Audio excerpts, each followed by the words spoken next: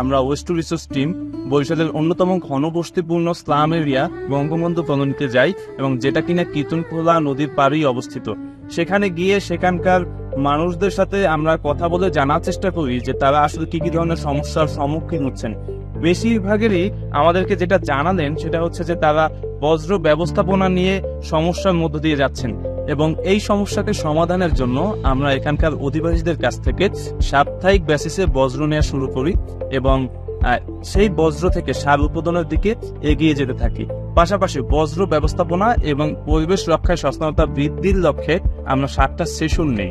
আমাদের বর্তমানে 3টে কন্টেইনার থেকে সার উৎপাদিত হচ্ছে, এবং এই সারের গুণগত মান বোঝার জন্য আমরা 3 জন কৃষককে 5 কেজি করে সার প্রদান করেছি।